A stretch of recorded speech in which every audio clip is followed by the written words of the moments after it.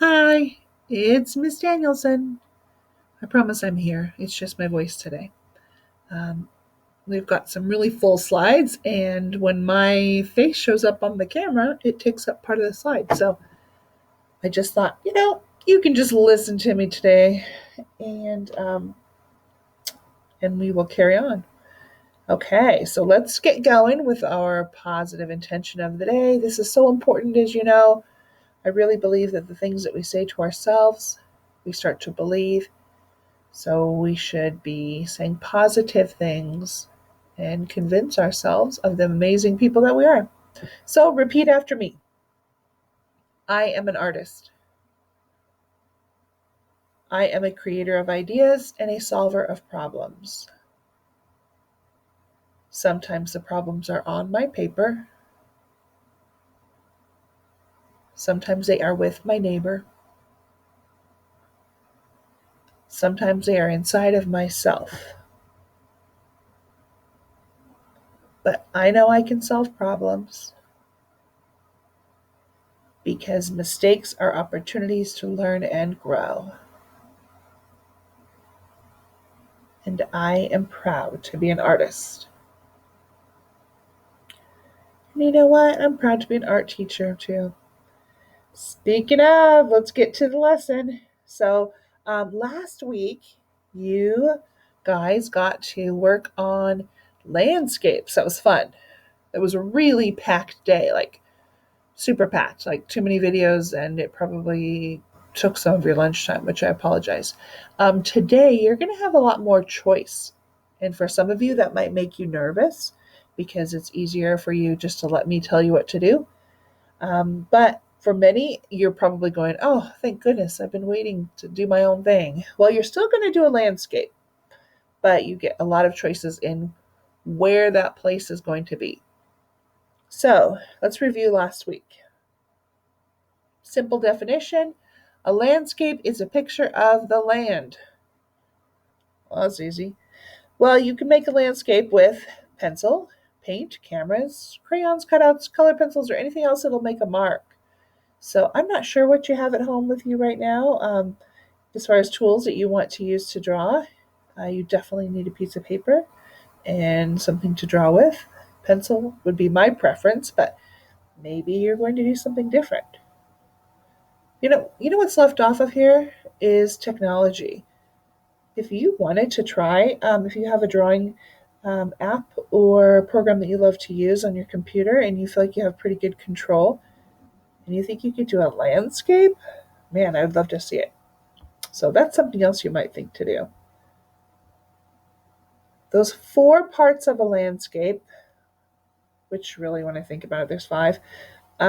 Let's review. Sky, the horizon line, that's that horizontal line that goes across the paper. Sometimes it gets hidden with things in front of it, but in this painting, it's really clear. You can see the line that separates the ground from the sky. And then way back in the background is the background. Oh my gosh, I said background twice. It's the stuff far away. You know that. The middle ground's in the middle, and then the foreground is what's really close. So she is in the foreground. She's also down a hill. I'm not sure if you can tell that. Can you tell that just by the position of how high the horizon line is and how low she is on the paper? She's down a hill. Here's another way of looking at it. The background, the middle ground, the horizon line, the foreground. The closest things to the viewer, which is us, will look larger and they'll appear more detailed. That's the foreground. And they just get a little bit more simple, a little less detailed, to the point where when you're back in the background near the horizon line, you can't see the details. There's that vanishing point. Remember the one dot? Oh, well, moving on. The one dot that makes everything look like it's disappearing. Don't forget this. When you're working on your own drawing today, don't forget this rule. Things are going to look smaller as they get farther away. They don't have to be in the middle of the paper. In here, the middle of the paper is actually the closest thing. But notice the bottom. So that's why I like this chart. Whether you're going kind of in the X design or the diamond design, it's the base of the object and the top of the object that you can pay attention to. The base, if it's far away, it's going to be up higher on the paper. Does that work up here too? Yes, it does. Up higher on the paper. Not up here in the sky, but in the ground area. And then the top of the object, it can be really high up. So this is interesting. This tree is the closest, but it's taller up higher than the trees that are far apart. And that is totally normal because it's close up, it looks bigger. Pay attention to the ground where the things are starting, whether it's a tree, a house, a fence post, a rock. It doesn't matter what the object is, but they all are going to follow that same rule of where the bottom is should be moving up the paper as it's also moving farther away. I hope that makes sense.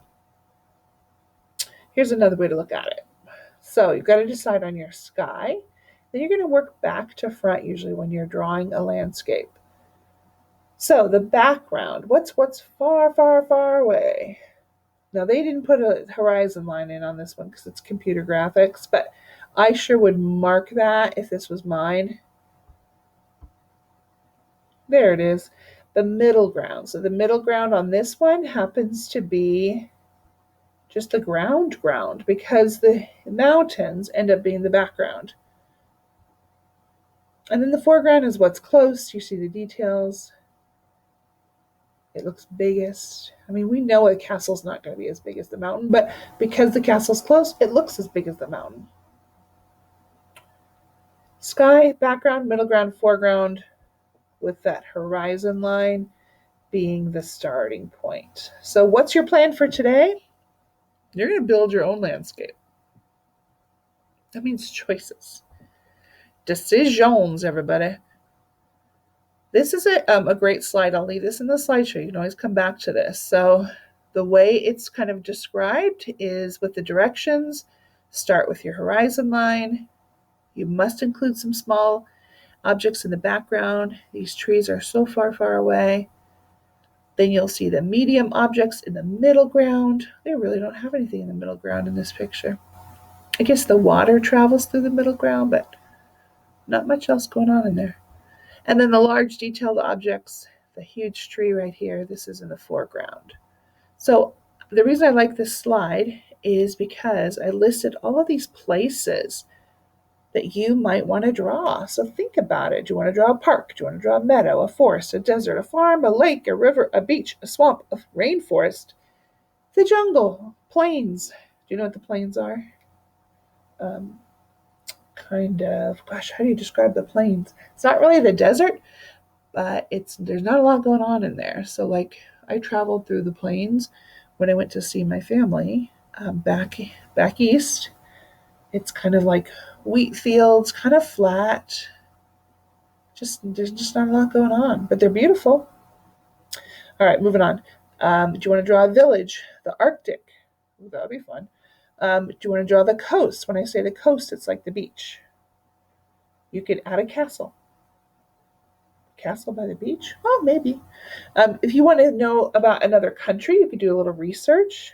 If you want to know about another continent, you could do a little research and end up drawing someplace like that. Like, I don't know if you remember, but last year I went on a trip in February, right before the world went bananas, and I got to go to another continent. I went to Europe, to another country, which was the Netherlands, and that is the land of windmills. So old-fashioned windmills. So maybe that's what I would draw. That would be fun, actually. I'll have to show you some pictures sometime. So you have to decide where you're drawing, and then you just draw, you guys. So these, I can see horizon lines, really easy to see here, and pretty easy to see here.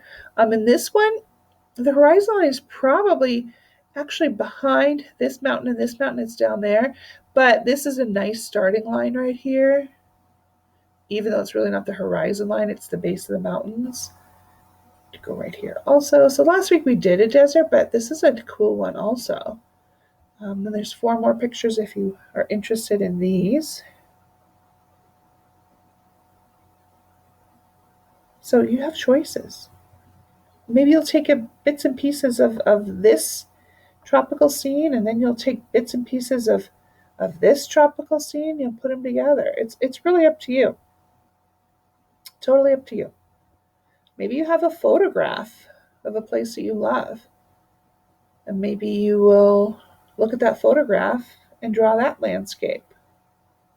That would be pretty cool. Don't forget perspective. Perspective is that rule that things look like they're getting smaller as they're going far away. And you remember how to do it. Now, you know what I'll do? I hadn't thought about doing this until right now. On the very last slide of this slideshow, I will put the video from last week where I was teaching you guys to draw the 4 pictures, the 4 landscapes. I'll put on the last slide of this slideshow.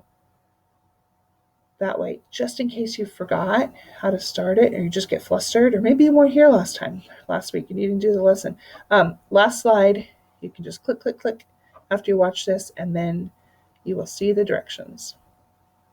So again, all of these places, maybe you're going to be inspired to draw one of these places, but these directions will really help you get started on your paper.